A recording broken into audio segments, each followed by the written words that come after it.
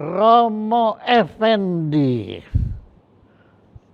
Pertama saya tanya dulu, kenapa nama Anda panggil kok Romo Effendi? Bukan Romo Ignatius, Fransiskus gitu kan, kok Effendi? Ya karena saya dibaptis ketika saya berumur 9 tahun, lalu saya jarang menggunakan nama baptis saya yang Ferdinandus itu. Ya. Kenapa? Ada kok Effendi ini nggak ada hubungannya dengan apa? Dengan kan lebih maaf dengarnya ke Arab-Araban begitu kan? Ya, Effendi itu nama kata yang datang dari bahasa Turki. Oke, bagus. Ya, Nah ini dia. tapi akar katanya itu autentes dari Greek kuno, apa itu Yunani kuno. Ya, yang berarti a man above the law. Jadi Outlaw. oh bukan outlaw, is master. Waduh.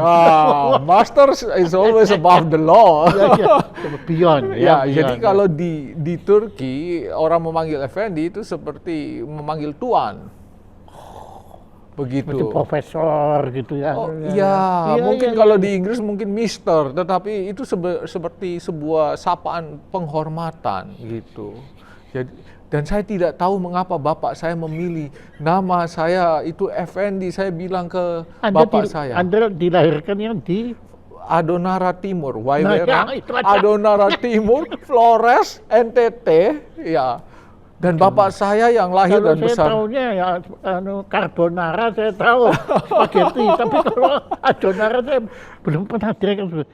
Saya dulu memang pernah pertama kita ketemu waktu ulang tahunnya Romo Francis itu, tapi Anda cerita Anda dari mana gitu, saya nggak inget Adonara. Adonara itu pulau kecil di samping kota Larantuka, Flores Timur, di provinsi NTT. Nah, mestinya kalau di Flores kan mestinya Katolik. Betul, tetapi ibu saya itu pedagang. Jadi ketika... Bukan bapak, malah ibu. Oh, bapak hanya mewarisi tokonya dari bapaknya. Ibu saya yang menjalankan toko bapak saya. Jadi ibu saya terlalu sibuk, lalu saya dititipkan ke tante saya yang ada di Prigen, Pandaan, Pasuruan, Jawa Timur. Loh, jauh banget. Iya, karena ibu saya datang dari Surabaya. Begitu ceritanya. Jadi saya itu anak yang simpang siur. Ya, tapi ya, bayangkan aja, tapi nama Anda Turki, ya. Betul. Nah, kenapa? Bapak saya tidak bisa menjawab, dia hanya bilang itu bagus saja. Jadi bayangkan bapak saya itu tidak pernah lulus SD ya, tetapi saya ingat baik dia secara literatur cukup baik ya. Dia membaca majalah Tempo, membaca koran Kompas yang selalu terlambat paling kurang 1 minggu waktu itu di zaman saya kecil. Untuk dari Jawa ke Adonara. Kenapa? Beliau kan tinggal di Aran apa tadi? Saya tidak tahu, dia bilang supaya nama anak saya itu. Oke, enggak, tapi yang saya heran ayah Anda begitu literate, dia tuh padahal beliau tinggalnya di pulau apa? Ya, saya pikir Pulau apa Pak? Adonara. Adonara ya.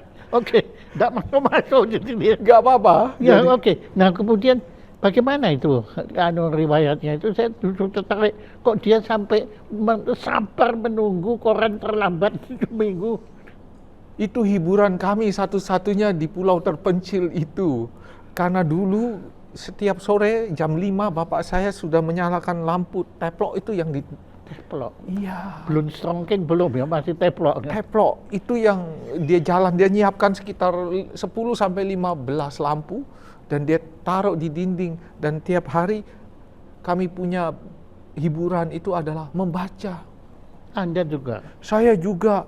Saya bahkan mengerti cerita perang Bharatayuddha itu sejak saya di Adonara. Maka sekarang saya begitu heran ketika saya mengajak bicara teman-teman dari Jawa yang sedikit lebih muda dari saya, mengajak bicara tentang Pandawa 5, ya, Kurawa. Mereka agak sedikit goyah pendiriannya. Bukan goyah, nggak tahu malah mereka. Oh mungkin. komiknya R.A. Kosasih. Iya, betul. Iya toh? Iya. Itu saya akui, saya pun dulu saya di Jerman dihormati bukan karena saya mengerti Shakespeare, bukan mengerti, tapi karena saya saya mengerti Mahabharata. Wah, mereka kagum sama saya betul. Padahal saya dapatnya dari Bapak R.A. Kosasih. Dan ketika saya berjumpa dengan beberapa teman India saya, ketika saya belajar di Amerika, saya mengajak bicara mereka tentang wayang itu, mereka kurang begitu mengerti juga beberapa dari mereka. Karena wayang beda. Ya. Wayang beda. Tetapi, Dan tapi yang ditulis oleh R.A. Kosasih itu betul-betul Mahabharata. Ya. Kalau yang non wayang Ardisoma. Ya. Anda juga baca Ardisoma? Saya tidak baca. Saya hanya baca R.A. Kosasih. Wah, tapi saya sampai sekarang masih saya anggap itu harta saya yang sangat berharga, lebih daripada saya punya karya Goethe semua karya Shakespeare, tapi Kafka saya juga punya, tapi saya lebih kagum R.A. Kosasih ini. Ya, saya hanya mau mengatakan bahwa tadi saya menyebut wayang ya, tapi kan dalam arti tertentu ya, ketika teman-teman India saya itu tidak terlalu paham soal Mahabharata, perang Bharata Yuda, lalu saya bertanya-tanya dalam diri saya, bukankah itu literatur datang dari India ya? Iya, tapi memang saya juga alami yang sama. Waktu saya pergelarkan wayang orang pertama kali di Sydney Opera House, itu banyak juga orang India nonton. Pada awalnya saya memberi kata pengantar, kisah ini berasal dari Mahabharata. Dengan bangga saya bilang begitu. Waktu selesai pergelaran, datang orang-orang India marah kepada saya. Kok Anda bilang Mahabharata? You have said Mahabharata, but that is no Mahabharata. Karena kan ada Petruk Gareng, nggak ada itu. Oh ya, itu nggak ada, itu Punakawan tidak ada itu. Iya, itu nggak ada. Padahal di situ saya bangga terhadap Indonesia.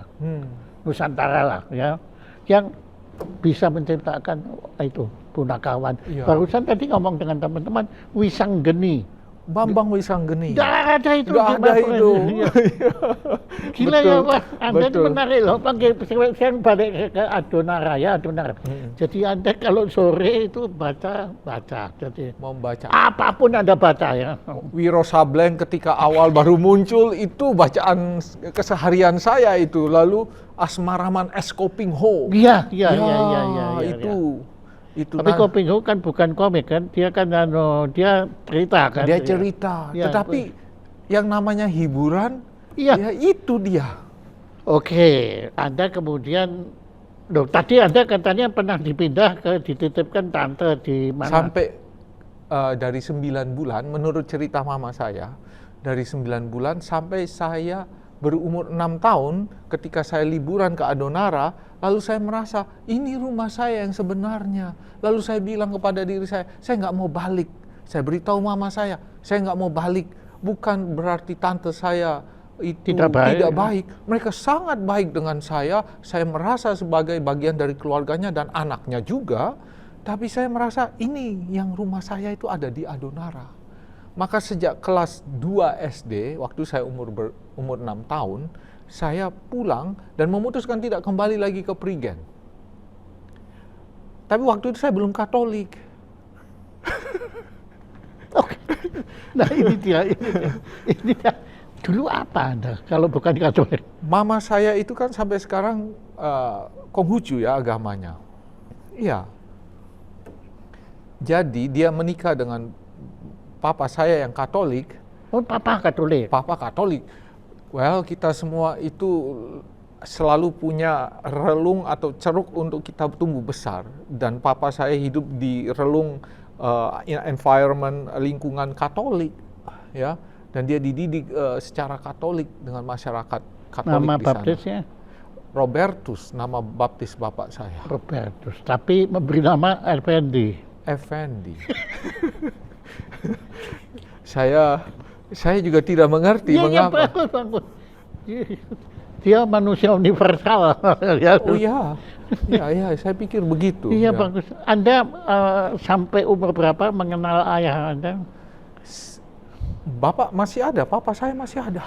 89 tahun. Jadi ini sekarang insya Allah beliau akan nonton ini ya kalau di YouTube kan ya. Harusnya dia nonton ya, dan semoga nanti setelah ini dia bisa mengklarifikasi dari mana datang nama Effendi itu.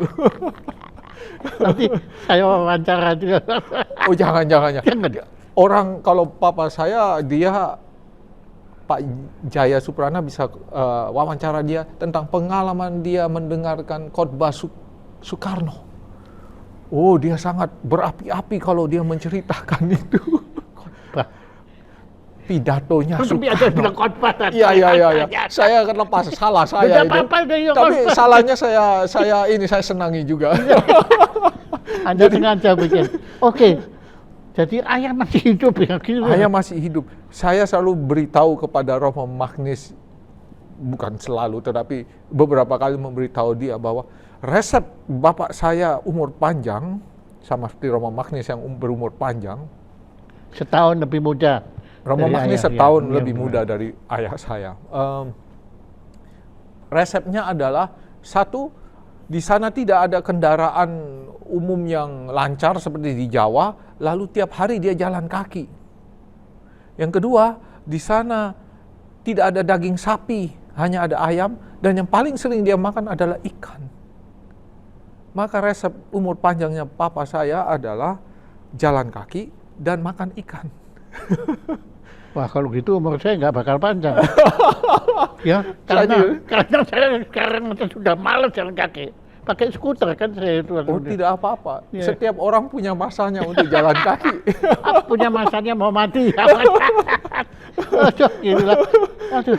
Saya tidak sampai jauh ke sana ya Pak Jaya ya, tapi ya setiap orang punya masanya begitu. Umpamanya Romo Magnis dulu sangat pendaki gunung yang hebat.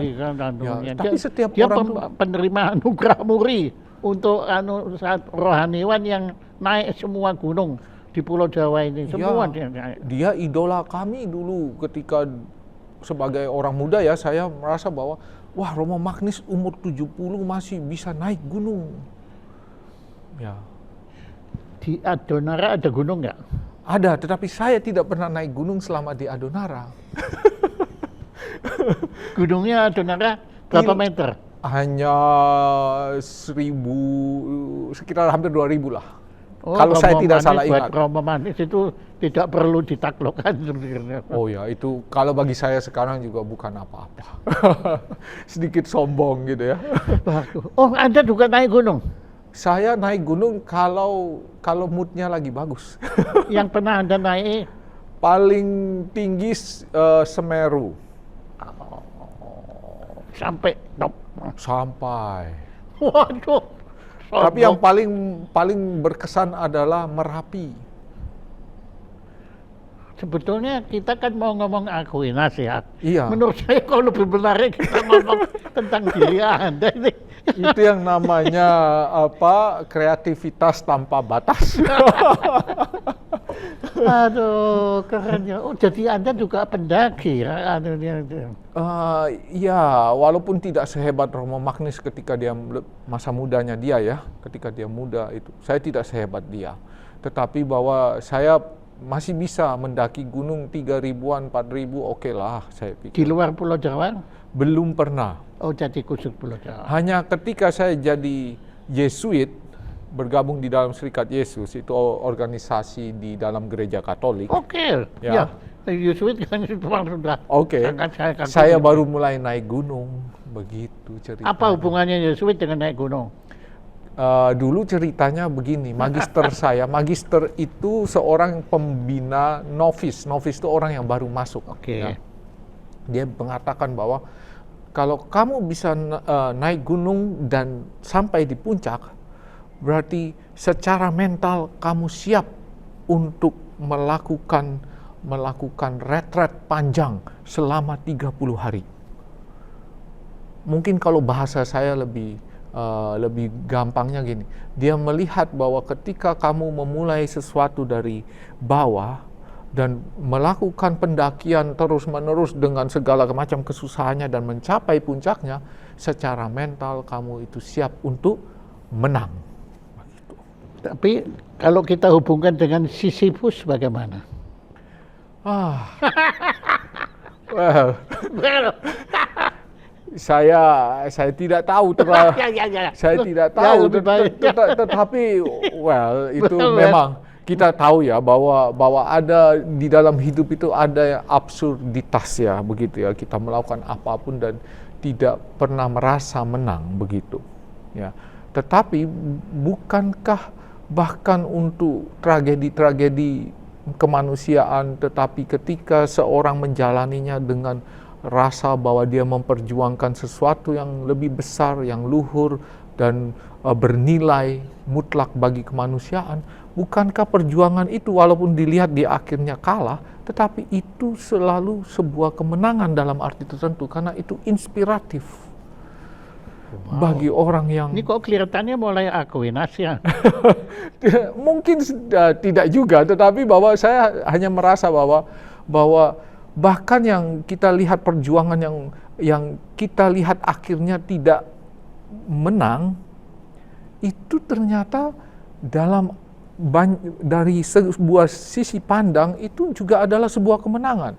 Contohnya adalah martir-martir orang-orang Katolik yang bersedia mati dibunuh oleh karena imannya. Apakah mereka mengubah masyarakatnya? Ya. Tidak. Ya. Dan apakah yang dilakukan Ibu Teresa merubah sikap manusia tetap aja seperti ini? Oh tidak. Human nature kita sudah evolusi jutaan tahun. Saya pikir kita tidak akan berubah oleh tindakan seorang Ibu Teresa. Kita sudah berevolusi sejak awal Australopithecus Dan menurut Anda, afarensis. kita nggak mungkin menjadi manusia yang Lebih baik. ya Kita bisa menjadi manusia yang lebih baik, tetapi kodrat kita selalu ada plus dan minusnya. Itu human nature. Jadi oke, ya tapi saya berusaha menafsirkannya ini kan. Jadi kita manusia itu beda dari binatang. Kalau supaya masuk ke Thomas Aquinas ya gitu ya. Ya, oke, ayo. Nah ini dia. Jadi kita Ini Thomas Aquinas sendiri kalau dengar dia juga terkagum-kagum. terkagum-kagum karena dia mungkin merasa bahwa dulu saya nggak ngomong kayak gini. Oke, bagus. Oke. Tetapi baik, apapun itu soal interpretasi ya. Tapi Thomas Aquinas selalu mendasarkan dirinya, tidak selalu, banyak mendasarkan dirinya ke Aristoteles. Aristoteles filsuf sebelum Masehi, murid dari Plato. Dan Aristoteles mengatakan manusia itu hewan rasional. Ya. Oke. Jadi kita itu ada sisi hewaninya, Iya. kebinatangan kita. Tetapi kita ada juga sisi rasionalnya.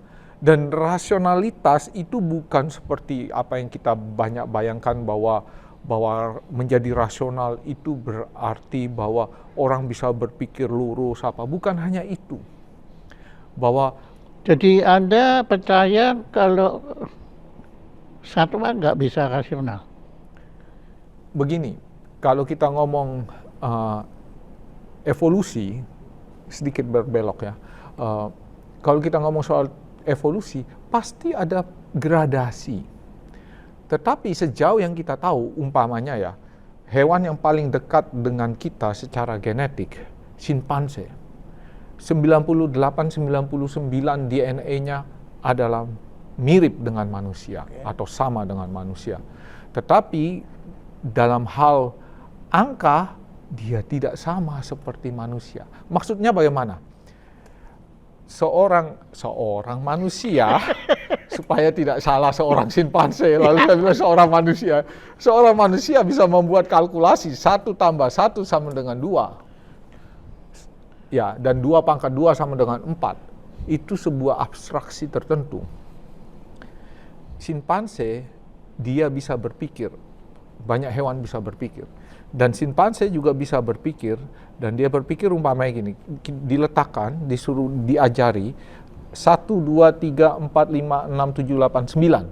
Dia bisa nyusun. Dia bisa nyusun. Dan ketika diacak, dia dengan cepat menunjukkan mulai dari yang terkecil sampai yang terbesar. Oke.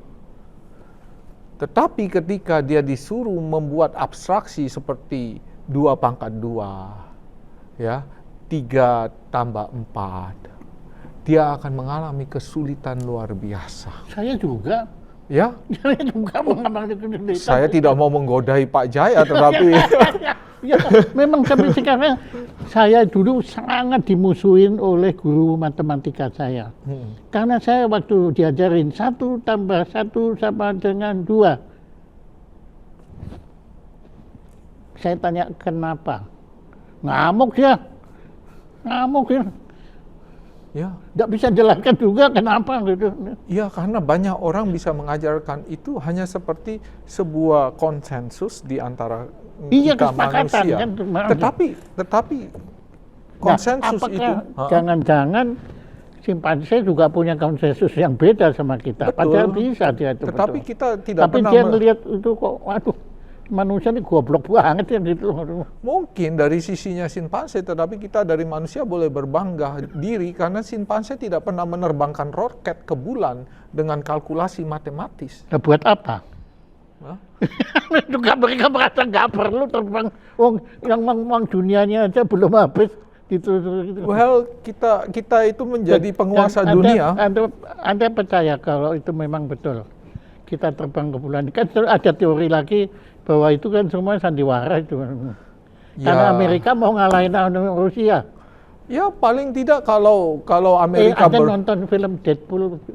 barusan nonton. Bagus. Ya.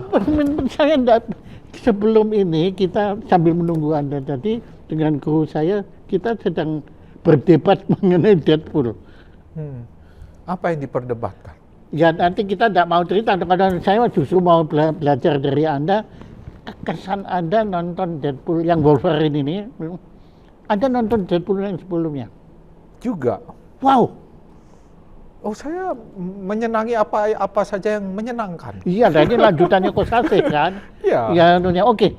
Gimana pendapat Anda? Ini sudah maaf pemirsa ya, temanya Aquinas sampai kita loncat-loncat karena saya kira Aquinas juga akan tertarik nonton Deadpool ini. Setiap manusia tidak lepas dari konteks hidupnya. Oke, silakan. Ya. Jadi kalau Deadpool saya pikir dia, ya itulah saya bilang bahwa ada sisi fun-nya sebagai manusia dan bagaimana dia menghayati hidupnya itu saya rasa itu sesuatu yang menarik karena dia hidup itu seperti sebuah medan permainan bagi dia. Pernah dengar istilah homo ludens? Oh iya, Ya, sangat. ya kita itu makhluk yang suka bermain-main. Saya kira semua ya. Oh, Apalagi para politician kita ini kan suka main-main sainannya gitu. ya saya Iya. pikir ya cuma mereka salah cara bermainnya. Ya, oke, kembali Deadpool. Oke, Deadpool. Deadpool, saya pikir bahwa orang yang seperti Deadpool itu adalah orang yang bisa menikmati hidupnya. Lengkap dengan segala ketidaksempurnaan yang dia miliki, termasuk apapun yang nyeleneh-nyeleneh dalam pikirannya, ya. Dan omongannya Dan omongannya itu kadang-kadang sangat kasar begitu ya. Perilakunya sangat menjengkelkan begitu ya. Iya. Tapi bahwa pada akhirnya apapun yang dia lakukan itu membuat orang lain juga bisa bahagia. Anda nonton itu bahagia? Oh, saya sangat menikmati, saya lebih menikmati bahwa ada orang yang norak seperti ini, tetapi disebut sebagai superhero. Jadi bagi saya mengapa kita selalu memberi kategori bahwa superhero itu harus serius seperti Superman Atau Batman? atau Batman. Tadi saya baru dapat berita dari teman-teman bahwa Indonesia sedang mempersiapkan film seri superhero Asih. Anda pasti tahu dulu kan, Kosasi kan bikin Sri Asih. Sri Asih, saya belum pernah Belum. dengar. Belum pernah dengar malah. Kalau itu dulu waktu saya zamannya tergila-gila Mahabharata beliau, beliau bikin tentang ini. Jadi dia nggak kalah sama ini Stanley. Oh, oke. Bikin dia. Bahkan kelebihan dari Kosasi, dia kan bisa gambar. Stanley kan nggak bisa, dia kan cuma orang lain gambar.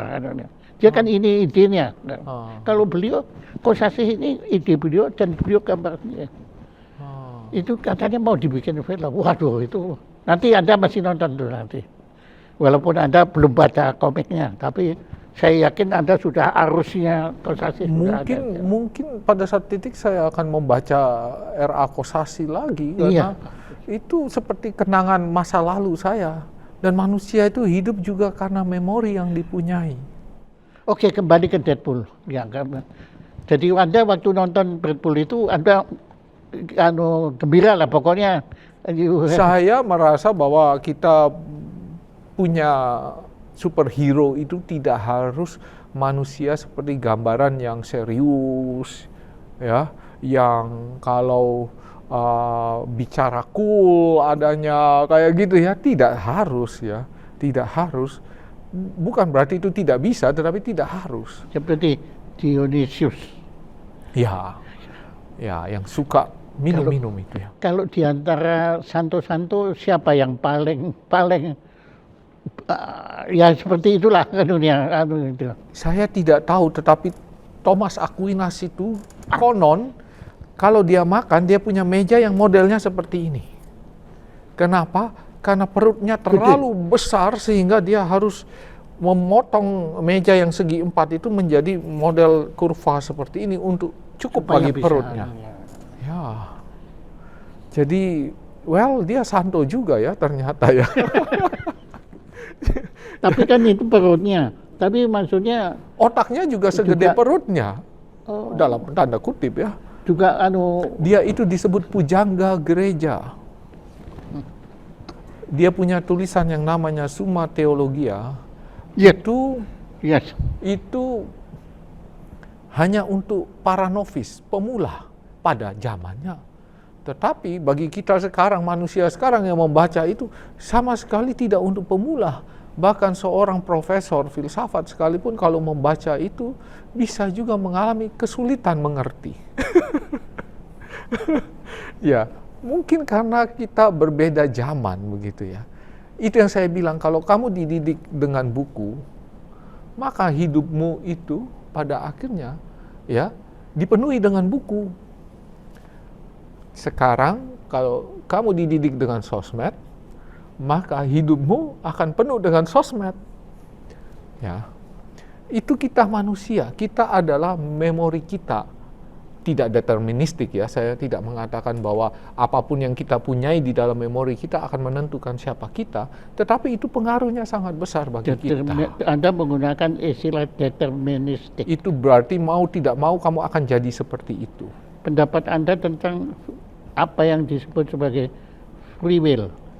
Free will itu ada di dalam hidup kita. Jadi sejelek-jeleknya memori seseorang, kita bisa memberikan peluang untuk dia berubah. Asal dia menggunakan kebebasannya untuk melakukan apa yang bukan hanya datang dari memori gelapnya. Bisa manusia itu. Nah, ini kalau Anda hubungkan dengan Thomas Aquinas sebetulnya. Bagaimana? Pemikiran beliau itu, ya kita tentunya nggak bisa lagi deterministik, tapi bagaimana sebetulnya pendapat beliau tentang free will?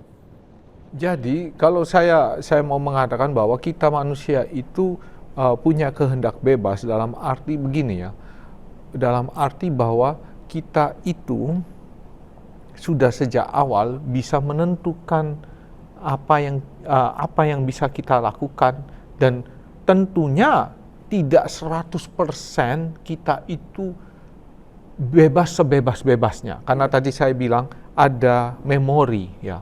Ada memori. Jadi kalau saya umpamanya disuruh main musik karena keluarga saya bukan datang dari yang suka main musik, maka saya bisa menikmati musik dalam arti tertentu, tetapi kalau saya diminta untuk melatih diri main musik, mungkin bisa, tetapi ya rasanya kok separuh-separuh hatinya. Seperti kalau saya sekarang untuk mendaki gunung gitu ya kan? Iya. Iya. Bahwa kalau kita tahu ya jangan kan separuh, baru di bawah aja sudah putus asa saya. Kita semua akan kalah dengan hukum alam yang namanya entropi. Bahwa di dalam sebuah sistem tertutup akan Anda itu baca Schrödinger apa enggak sih sebetulnya? Saya baca sedikit-sedikit tentang Schrödinger, dia punya Karena kucing. aneh sekali sebelum saya ke sini, ya saya kan coba buka lagi bukunya dia What is Life. Dan itu dia bicara semua yang Anda sekarang omong. Iya, tapi saya khawatir pemirsanya bingung, kita lompat-lompat mulai. Memang tujuan kita begitu. Membuat bingung pemirsa. Mereka bingung supaya mereka nggak tahu apa yang kita bicarakan. Sebetulnya kita nggak tahu. Oke, baik. Ini pemirsa, Anda butuh sedikit jenius dan sedikit konyol kalau mendengarkan perbincangan kita ya. Kalau Anda kan saya tuh perhatikan proses fisikanya itu begini. Kalau kita minum, ini kita kasih sirup. Ini kan air piring ya, air. Kemudian kita kasih sirup. Sebelum kita minum kan kita aduk dulu. Ya. Itu kan proses pembingungan sebetulnya. Atau proses pemerataan malah. Enggak juga, kalau pemerataan kan adil ini kan belum tentu adil apa enggak, pokoknya kita udek. Minum jamu juga diudek, apapun diudek. Itu berarti Pak Jaya ini sedikit ada berbau Malaysianya. Karena orang Malaysia bilang kacau sebelum minum. Kacau, betul ya. Kacau sebelum minum ya. Benar ya. Jadi saya kira DNA bahasa Melayunya itu kuat di saya. Ya. Karena saya juga kagum Malaysia kalau bilang rumah sakit bersalin, itu rumah sakit korban lelaki. Oh ya. Keren kan? Betul, keren. Dan mereka marah ketika saya bergurau dengan mereka soal itu. Tidak ada itu di Malaysia. Oh ya, apakah angkatan lautmu adalah angkatan Basakuyup? Jadi dari Schrödinger sampai dengan bahasa Melayu ini. Iya, dan itu Chomsky. Nanti Chomsky yang ikut campur di situ. Mungkin supaya makin bingung kan. Kalau pemirsa bingung, mohon dimaafkan, ini bukan sepenuhnya salah saya ya. Ada pemerataan dengan saya. Saya hanya bersolidaritas dengan Pak Jaya. Aduh, keren Anda. Tapi oke, sekarang kembali ke Anda pribadi, karena saya juga mulai bingung. Aduh, kalau dilanjutkan mau kemana? Nah, bagaimana kemudian Anda akhirnya ikut dengan ayah Anda, bahkan jauh lebih mendalam dalam soal Katolik. Nah, saya datang dari keluarga Katolik campuran, karena ibu saya kan masih Konghucu ya. Tapi saya dibaptis. Ibu juga masih Konghucu sekarang. Dia bertanya pada saya pada suatu hari, ini saya kok diminta oleh beberapa orang untuk menjadi Katolik. Saya nggak mau. Kamu gimana, Effendi? Wah, saya ini pertanyaannya jebakan ini. Dia kalau saya bilang ibu harus jadi Katolik, dia bisa memarahi saya. Tapi kalau saya bilang kamu nggak usah jadi Katolik, ya nanti saya dimarahi Bapak Uskup. Tidak, saya hanya bercanda untuk yang terakhir. Tapi Anda waktu itu apakah sudah kenal Bapak Uskup? Bapak Uskup itu kan banyak di Indonesia, ya. Tapi ibu saya itu walaupun Konghucu, hatinya itu saya bisa bilang Katolik, karena di rumah kami itu dia sering memasak untuk pastor dan suster yang lalu lalang, karena rumah kami itu di daerah kepulauan yang menjadi transit kapal-kapal. Jadi kalau para rohaniwan Katolik itu berjalan dari pulau A ke pulau B, mungkin singgah di pulau kami, lalu mereka transit di rumah kami. Begitu ceritanya. Jadi sejak kecil saya sudah melihat figur pastor dan suster, tapi saya tidak pernah punya pikiran untuk menjadi pastor Katolik pada satu titik dalam hidup saya itu di Adunara, tidak pernah berpikir sama sekali ya. Dan saya hanya ketika ditanya ibu saya, Effendi, kamu besar mau jadi apa? Saya mau jadi orang seperti Panglima Diponegoro. Waktu kecil ya. Ya. Dan saya mau meluaskan keturunan keluarga kita. Oke. Jadi ibu saya tertawa. Ya, jadi ideal seorang anak kecil itu Panglima Diponegoro yang naik kuda itu. Ingat masyarakat saya kan masyarakat yang sangat Anda tradisional. menyebutnya Panglima. Pangeran Diponegoro. Pangeran ya. Pokok panglimanya beliau kan Sentot. Ya. Ya. Pangeran Diponegoro, bukan Panglima. Ya, benar. Anda terima kasih sudah mengoreksi. Jadi Pangeran Diponegoro dan mau meluaskan keturunan. Tetapi itu tidak pernah terjadi rupanya. Karena Anda tidak memperluas keturunan siapapun ya.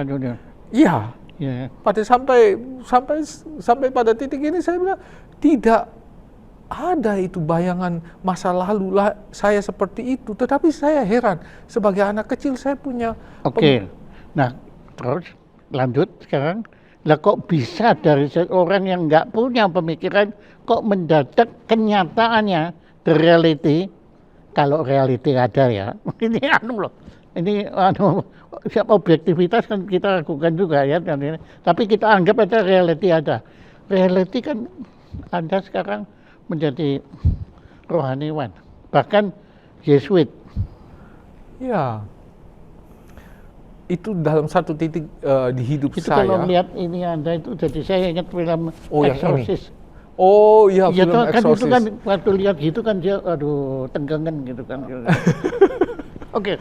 Ini namanya Roman Kolar. Jadi penanda kalau imam atau orang-orang yang ada di dalam jalur rohaniwan di gereja Katolik. Ada historisnya, ada nggak itu?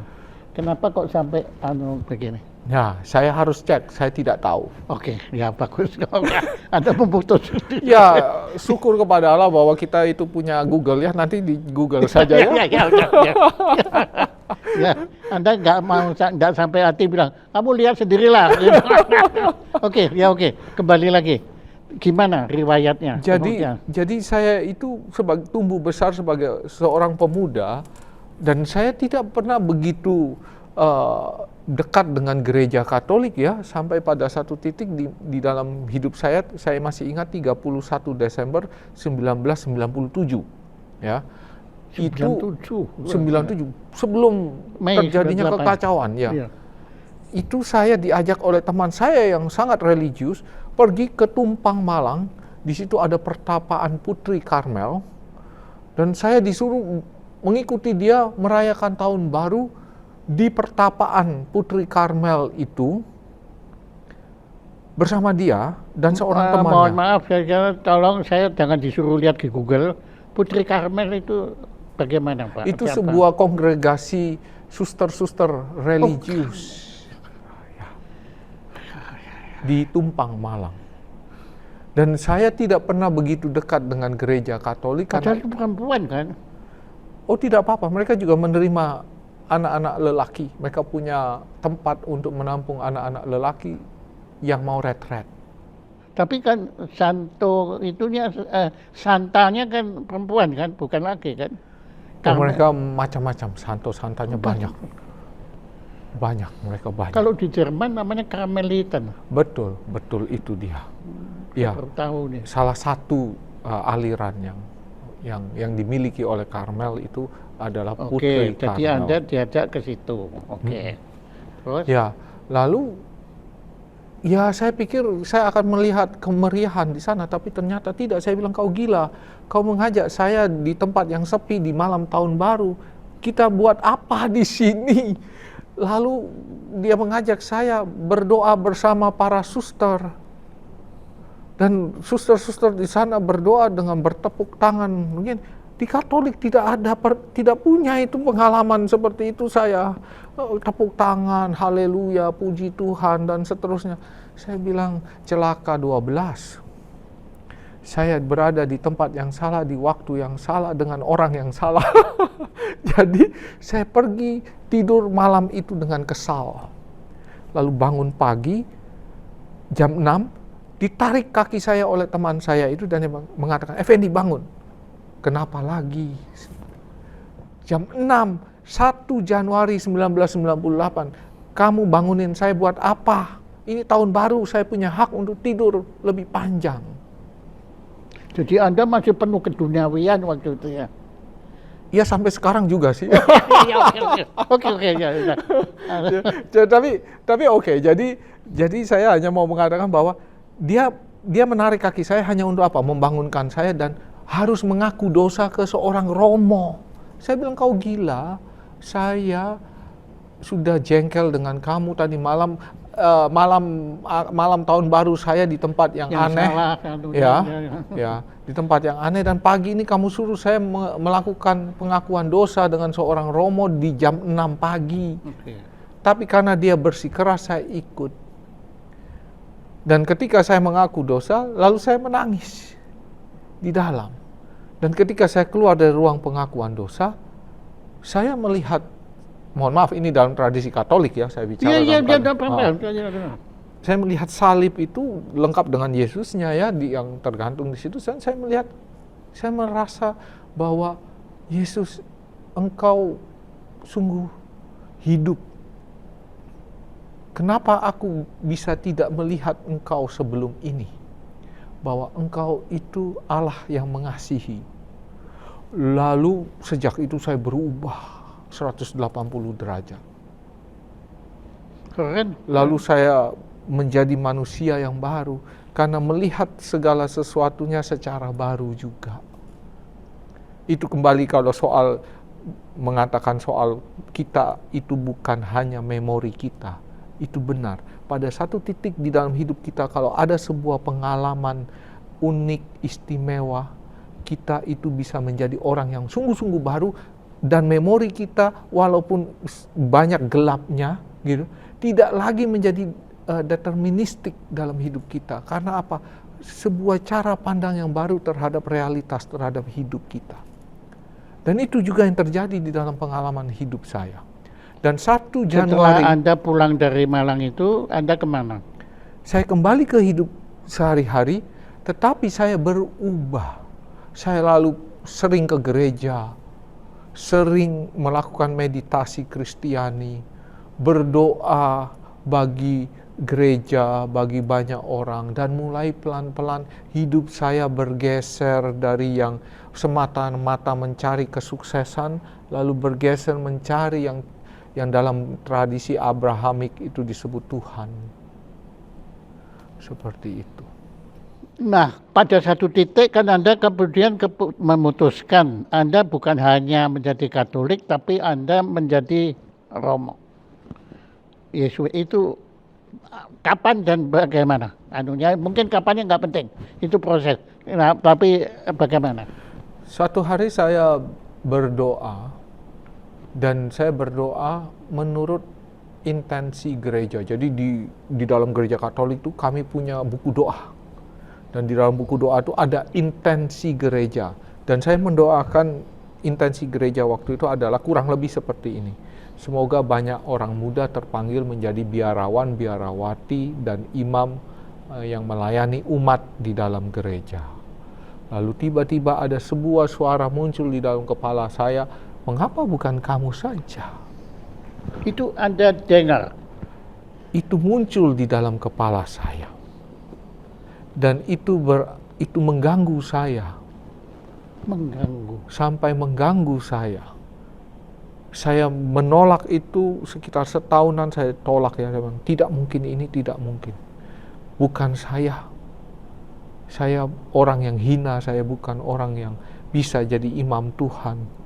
Seperti itu. Tapi toh pada akhirnya saya merasa bahwa saya lelah menolak.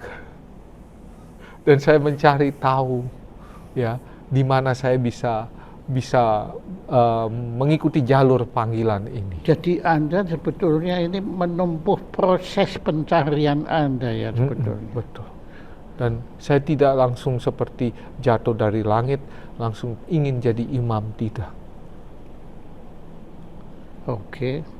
Saya kira Anda ini ya sudah menjawab atau ya sebetulnya sudah mengupas tema kita yang sesungguhnya ya, yaitu pemikiran teologi maupun filsafat dari Thomas Aquinas. Ya, bahkan di dalam panggilan Allah kepada kita, kita butuh untuk menjawabnya secara bebas. Karena tanpa kebebasan kita tidak akan menemukan kebahagiaan. Free will lagi. Keren ya Anda ini, keren sungguh loh. Sejak saya bertemu Anda, saya sudah curiga kalau Anda ini ada something spesial. Ya, saya akui setiap manusia spesial. Tapi Anda ini menarik sekali. Menarik ya. Buat Anda mungkin itu biasa ya, tapi untuk orang yang tidak mengalami Anda ini, you're very interesting. Ya, terima kasih. Tapi ya ada banyak orang yang lebih menarik dari saya tentunya. Semua menarik pada dari sisinya sendiri. Tapi ada menarik. Ya seperti kemarin ya kita buka teman namanya Romo Simon Cahyadi, Anda tahu ya? Iya tahu. Itu juga menarik sekali. Ya dia itu, ya ini simpang siur mah. Dia orang Indonesia, susah-susah belajar ke Frankfurt Jerman. Ya, tapi setelah balik dia menjadi ahli Jepang. Ya ini itu tuh jagoan. Oh iya, anunya. saya tahu. Tapi dia betul-betul mendalami itu semua. Dan sekarang dia sedang mempelajari dan bahkan menulis buku tentang gereja Katolik pada masa penjajahan Jepang. Gila kan? Padahal di Frankfurter Schule tempatnya Schopenhauer di sana. Anda sendiri dengan Thomas Aquinas, apa pengalaman Anda?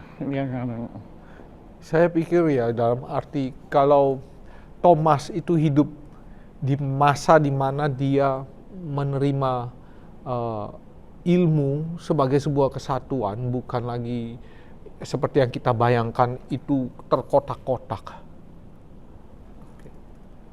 Jadi ketika dia mengatakan sesuatu, dia mengatakan dari sisi teologis, dari sisi filosofis, tapi juga ada sedikit sainsnya di sana. Tetapi harus dimengerti bahwa sains yang dipikirkan Thomas Aquinas pada zamannya ya, itu bukan sains seperti yang kita yakini sekarang. Itu sains seperti Leonardo da Vinci ya. Jadi komprehensif. Iya semua. Jadi pemikiran. Betul, jadi tidak dikotak-kotakan. Itu yang tadi saya sebutkan bahwa kita itu mulai mengkotak-kotakan segala sesuatu di masa pencerahan. Kalau Descartes punya omongan itu clear and distinct. Ya. Tapi lihatlah sekarang ketika AI sudah mulai masuk kita tahu kita butuh orang yang disebut sebagai expert generalis. Orang yang bisa melihat segala sesuatunya secara global sehingga dia bisa menghubungkan satu dengan yang lain. Sehingga apapun output yang dikelola oleh mesin-mesin kita, itu pada akhirnya data-data itu dipakai dalam sebuah analisa yang komprehensif, dalam sebuah perspektif yang lebih luas daripada kalau hanya satu cabang ilmu. Seperti Deadpool. Oh well, ya dia apa saja ya. Ya. Maupun Wolverine, ya. Itu orang-orang yang anti entropi. Ya. Saya mau dengar kata entropi itu. Ya gitulah. Seperti dengar kuantum begitu, aduh pusing saja. Oh, sederhana. Anda punya ruangan, kalau Anda tidak pernah melakukan usaha untuk menata, dia akan kacau balau. Sama, manusia itu dalam arti tertentu adalah sistem tertutup. Kalau tidak ada usaha untuk memperbaiki, menata dirinya, dia akan mengikuti entropi yang akan jadi kacau balau. Tapi bukankah prinsipnya, saya nggak bicara lagi universe ya, tapi multiverse, itu bukankah kacau balauan itu sendiri? Tetapi di alam semesta kita, yang kita sebut universe, entropi itu tidak bisa dihindari. Kita ini adalah makhluk yang berjuang, sistem tertutup yang berjuang untuk mengatasi entropi, walaupun pada akhirnya kalah. Maka tidak ada yang bisa melawan usia. Saya seringkali menertawakan orang-orang yang mengatakan menolak tua. Saya bilang bukan menolak Tua. Kamu tidak tahu apa yang kamu katakan karena kamu tidak pernah belajar fisika. Kalau kamu tahu hukum termodinamika kedua yang namanya entropi, dan kita itu adalah sebuah sistem tertutup yang melawan entropi, namun pada akhirnya kalah, tidak ada yang bisa menolak Tua. Tapi apakah menolak entropi itu merupakan suatu kekalahan? Nah, tadi bicara tentang kalah menang tadi itu. Kalah dalam arti mati secara fisik. Jadi betulnya Anda ini percaya setelah mati, subjektif ya, maksudnya jangan bicara semua ini, tapi yang manusia ini setelah mati apakah masih ada lanjutannya? Jangan bicara paham Katolik, tapi paham filosofis saja gampang. Jadi tadi saya kan mengatakan bahwa manusia itu hewan rasional, dan sisi rasionalitas kita itu membuat kita mampu berpikir abstrak, ya. Abstrak itu bukan hanya angka ya Pak Jaya ya, tapi juga umpamanya value, nilai, kerendahan hati itu mana? Ada yang bisa kita lihat tidak di dunia ini? Tidak ada. Tetapi itu sebuah bentuk abstraksi dari kemampuan berpikir kita. Begitu Anda ngomong kerendahan hati, saya menyerah. Sebab saya ya, tahu Anda sedang melakukan sesuatu, apapun yang Anda lakukan itu, Anda datang bukan dengan ketinggian hati, tapi dengan kerendahan hati. Ya. Saya belajar dari Ignatius Loyola. Ya, dan itu juga sedang saya belajari sudah dan sedang saya pelajari terus. Tapi saya mau mengatakan bahwa konsep itu abstrak. Lalu oleh Thomas Aquinas dipakai gini. Kalau kita tidak pernah melihat angka dalam arti yang sesungguhnya, tidak pernah melihat satu itu bentuknya seperti apa, nggak ada, itu hanya sebuah abstraksi. Tapi juga umpamanya kerendahan hati, ya, kemurahan hati, itu konsep-konsep seperti itu, ya, tidak ada di dunia material ini. Lalu ada sesuatu di dalam pikiran kita, atau bukan otak, tapi pikiran kita yang menunjuk pada melampaui dunia material ini. Menarik ya, karena dengan demikian lalu kalau dia bisa berproses di dalam dirinya tentang sesuatu yang abstrak, ya, tentang sesuatu yang abstrak yang tidak ada di dunia material ini, berarti dia punya power, dia punya daya untuk melakukan itu. Kalau dia punya power, dia punya daya untuk melakukan itu, kemungkinan dia juga punya power atau daya untuk melampaui dunia material ini. Tapi Anda menggunakan perkataan kemungkinan. Kemungkinan. Karena apa? Belum ada bukti. Tetapi itu sebuah sistem berpikir filosofis. Begitu. Jadi ada dan tadi kemungkinan. saya juga tertarik Anda menghindari, tadi Anda kan menggunakan istilah otak, tapi Anda cepat sekali mengubahnya jadi pikiran. Ya. Karena otak itu material. Wow, keren juga, bener juga ya. Ya. Saya tuh dari dulu heran ya. Otak kita ini kan, saya bilang otak ya, maaf ya. Organ, sebagai organ ya, itu kan bisa menjelaskan semua, mulai dari kulit, jantung, ginjal, usus, semua dia bisa jelaskan. Tapi sampai sekarang belum bisa mampu menjelaskan otak, nggak bisa, karena muter dia. Kita punya sekitar ya ini 80 miliar sel otak. Sekitar ya. Ya, sekitar. Dan otak kita itu kurang lebih beratnya 2%, tapi mengkonsumsi 20% energi tubuh kita setiap harinya. Jadi dia berproses gini ya, otak itu CPU-nya kita. Jadi dia meregulasi semua sistem di dalam tubuh kita. Maka orang dibilang meninggal itu bukan karena jantungnya berhenti, tetapi otaknya berhenti. Penting ya. Maka otak itu penting, tetapi dia tetap material. Kalau kita ngomong soal pikiran, menurut Aquinas kita punya kemampuan untuk survive karena ada daya pikir kita yang melampaui bagian material otak kita. Oke, Anda sudah meyakinkan saya dan saya menyerah. Ya, menyerah saya betul. Ya, Karena dulu it haunted me. Tapi hari ini saya baru sadar bahwa saya terperangkap otak sebagai materi. Berarti padahal saya juga mempelajari pemikiran. Bahkan nanti saya kasih buku saya yang ditulis orang lain tentang saya, biografi saya, tapi judulnya Babak Belur Belajar Berpikir. Bukan babak belur belajar berotak, bukan. Betul. Berpikir. Berpikir. Dan oleh karena pikiran kita itu ada daya-daya tertentu secara filosofis ya, yang melampaui kematerialan kita, maka kita bisa punya harapan untuk survive setelah hidup ini. Oke, saya menyerah lagi ya. Tapi kalau paling gampang, argumen teologis, kalau di Katolik itu paling gampang apa? Yesus bangkit, selesai. Itu jaminan bagi kami semua. Kalau tadi saya bilang bahwa secara filosofis, itu masih mungkin, kalau kami orang Katolik, apakah ada hidup setelah kematian? Ada. Apa buktinya? Yesus yang bangkit, selesai. Yes. Oke, bagus. Ya, Anda sudah berhasil bicara tentang Thomas Aquinas.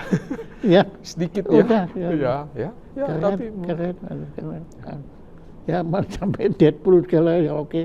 Ya, bukan main, keren. Mungkin pertanyaan saya terakhir, ya walaupun masih banyak lah. Ya. Kenapa Aquinas memilih nama Thomas? Nanti kalau saya sudah berpindah dari dunia ini ke dunia lain, saya akan tanya dia ya. Jangan model Jokowi. Ayo, tolong Anda tolong. Jangan kau takon aku. Lah iya memang benar. Saya juga tidak tahu mengapa. Karena Itu saya harus mengakses bukan Thomasnya, Aquinasnya, bukan, tapi bapaknya Thomas Aquinas. Mengapa menamai anaknya Thomas? Loh, bukan itu nama baptisnya dia. Oh benar, tapi kan yang memberi nama seorang anak adalah bapaknya. Iya, sama lagi ya. Kenapa kok Effendi? Betul, maka saya harus tanya bapaknya Thomas Aquinas. Enggak, tapi begini. Kan pertanyaan saya sebetulnya ada buntut, ya ada ekornya lah. Atau apa kepalanya. Sebab saya terus terang mengagumi Thomas sebagai satu-satunya Rasul Yesus, kali lagi saya bilang Yesus, Rasul Thomas, ya, yang minta bukti. He is a real scientist. Oh ya. Itu saya kagum sekali kepada dia. Yang lain kan oke, kan? Tapi dia kalau belum begini kan belum mau. Ya, belum. Dan yang saya kagum juga sikap Yesus terhadap dia. Bahwa beliau mempersilahkan. Jadi ini sebetulnya, ya menurut saya Thomas Aquinas itu melanjutkan skeptisan Thomas tanpa meninggalkan keimanannya. Ya, saya pikir bahwa Thomas Aquinas orang yang berupaya untuk menjawab persoalan-persoalan yang ada di zamannya. Iya, ya, menurut kita saya semua sekarang begitu. berlaku. Dan menarik ya bahwa orang seperti Thomas Aquinas itu justru belajar dari filsuf-filsuf Muslim. Maka di tulisannya Thomas Aquinas, ya, Averroes itu berarti Ibn Rus itu ada. Menarik ya, jadi kita itu lihatlah ya bahwa oh ternyata kita tidak sepenuhnya sungguh-sungguh berpisah gitu ya, tidak, ada kesinambungan antara yang satu dengan yang lain. Iya. Seperti perjumpaan Anda dengan saya dengan Anda itu juga bukan kebetulan ya, saya kira. Kenapa kok mesti Anda yang menjadi penuntun saya waktu Romo Franz ulang tahun, kalau itu aneh kan. Dan saya terus terang betul-betul terkesan, ini orang Effendi gimana sih kok Jerman. Nah, nama baptis Anda? Ferdinandus. Nah, kalau ini kan bukan dari ayah, ayo. Ini kan bisa saya tanya Anda. Oh ya, Ya, nanti Anda berkelit lagi. tidak, karena bapak baptis saya, jadi wali baptis saya itu kepala sekolah saya dan dia mau memberi nama saya dengan sesuatu yang agung. Dan Ferdinandus itu adalah raja Spanyol. Isabella, Suaminya Isabella. Alhambra, Ya, Granada. ya seperti itu. Ya, Anda boleh tahu. Aneh ya. Kenapa kok semua yang saya pelajari sekarang keluar pada diri Anda gitu loh. Ya, kebetulan. Anda percaya kebetulan? Filosofis atau teologis? Ya tidak tahu. Anda jangan jebak saya. Ya, Kalau filosofis, kebetulan itu ada dari dalam arti bahwa permainan setiap substansi atau organisme di alam semesta ini yang kita pada satu titik ya dari permainan itu tiba-tiba kita ketemu saja begitu. entropi. Bukan entropi, itu yang disebut sebagai pergerakan substansi dalam bahasa Aristotelian ya. Jadi makhluk hidup itu sebuah substansi ya. Nah, iya, tapi kita Anda, bergerak pokoknya begini. Anda tidak mau entropi diganggu, nggak mau ya. Entropi itu soal apa disorder atau ketidakteraturan. Tapi sebetulnya di dalamnya ada order kan? Kan tidak teraturan. Saya begini ya, mungkin analognya. Saya dulu nggak percaya takdir. Karena saya merasa saya bisa merubah takdir. Ya pokoknya sombong lah ya dunia. Tapi lama-lama setelah saya gagal, ya akhirnya kan kembali lagi selalu kok begini sih. Akhirnya saya sadar bahwa takdir saya itu tidak percaya sama takdir. Ya, tapi kan percuma, saya tetap ada takdir. Jadi gini, kalau menurut saya bahwa kita itu punya free will. Iya. Nah, ayo. Ya, kita itu punya free will dan dalam arti tertentu bahwa kita itu hendaknya menggunakan free will kita. Bahwa yang dinamakan takdir itu banyak kali orang lupa bahwa terlalu cepat untuk mengatakan takdir ya karena mereka tidak tahu saja. Kalau mereka bisa menjelaskan, itu bukan takdir lagi. Tetapi memang justru itu saya merasa loh ya, yang saya bicara sekarang Tuhan dalam arti sesuatu, entitas yang pokoknya omni apapun. Kelihatannya beliau itu memang melindungi hal-hal tertentu yang daya pikir kita atau kemampuan otak kita nggak akan mampu membongkarnya.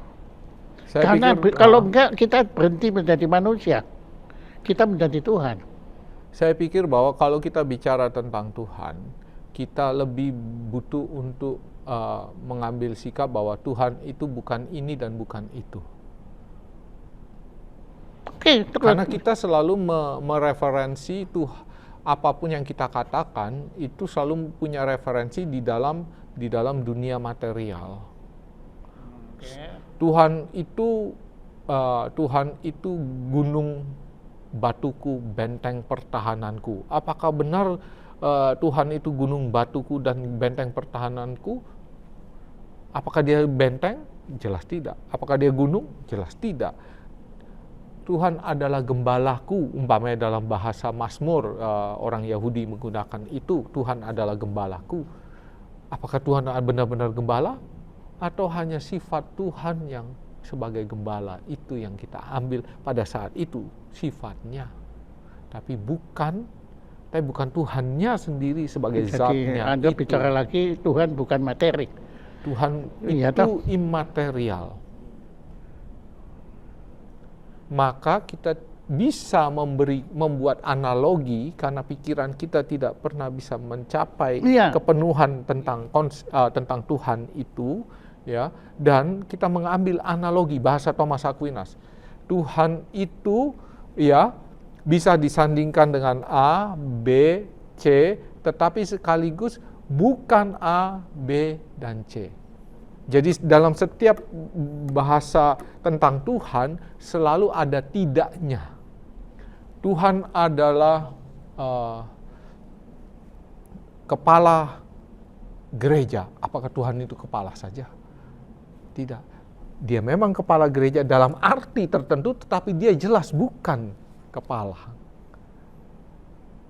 Ya kembali lagi, jadi bukan hanya daya pikir kita, tapi daya ungkap kita pun tidak Terbatas. mencapai. Betul.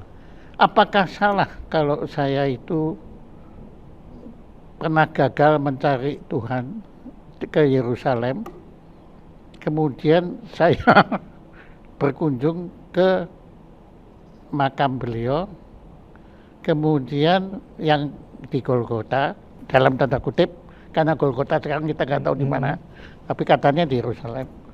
Kemudian saya berkunjung, saya Protestan, anunya di KTP, tapi saya berkunjungnya justru ke makam Yesus yang di versi Katolik Ortodoks, yang di Yerusalem yang di bawah itu.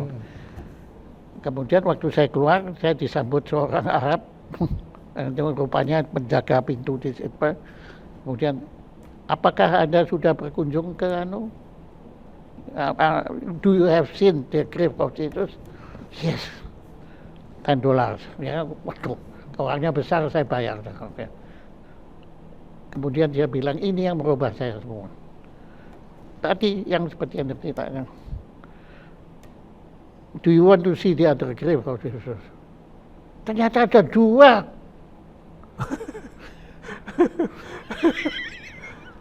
Well, Ya diambil, Anda tertawa, tapi saya waktu itu mau nangis juga gimana, mau ketawa gimana. Tapi saya sadar. Dan sebetulnya yang Anda sadarkan saya lagi, Anda garis bawahi. Kesalahan saya mencari Tuhan di materi. Yerusalem di materi kan? Seharusnya saya nggak usah jauh-jauh. Sekarang Tuhan ini hadir. Pada waktu Anda memberikan jawaban-jawaban, pencerahan, dan yang penting kasih sayang kepada saya. Kan Anda nggak benci saya kan saat ini. oh kalau saya benci, mana mungkin saya hadir di sini. Nah, makanya, jadi artinya inilah Tuhan. Menurut saya Tuhan itu apa? Dia hadir pada saat manusia memberikan kasih sayang pada manusia. That's Tuhan. Ya, karena Tuhan adalah cinta dalam bahasa Santo Yohanes Penginjil. Tuhan adalah cinta. Dalam bahasa apa dia jelaskan itu? Dia menulisnya dalam Yang bahasa Yunani. tetapi Apa? Anunya apa? Anunya apa? Kata-katanya itu. Barang siapa Enggak kata-kata yang beliau gunakan. Yohanes itu anunya dalam ini, mengungkapkan cinta dalam bahasa Yunaninya itu apa? Oh, kalau untuk Tuhan biasanya agape. Ya, Thank you. ya. Tahu artinya toh agape itu Iya, cinta sudah. yang tertinggi. Iya, ya udah. Lah, ya sebetulnya ya itu tadi ya seluruhnya compassion, love, ya bela rasa, ya semua lah. Iya, ya. Itu simpati. Romo Effendi, saya ucapkan terima kasih. Sama-sama Pak Jaya. Anda Senang. telah memberikan kasih sayang kepada saya dan semoga juga kepada segenap pemirsa. Ya, terima kasih Pak Jaya. Sekali lagi saya merasa terhormat dan disayangi dengan diundang ke sini. Betul. Kalau saya nggak sayang Anda, nggak saya undang. Terima kasih. Terima kasih. Ini saya nggak punya apa-apa. Tapi ini sederhana sekali. Ya, dari saya sama hidup ucapan terima kasih pada Romo Ferdinandus Effendi Kusuma Sunur. Waduh. Sun dari keluarga Sun. Oh, Sun Yat-sen. Ya, Oke. dan Sun Gokong. Ya, baik Ya, gitu. Terima kasih banyak, saya Ya, terima dan dengan senang hati. manusia dalam tinjauan filsafat dan teologi Aquinas. Terima kasih. Ya. Tepuk tangan untuk Romo Thomas Aquinas.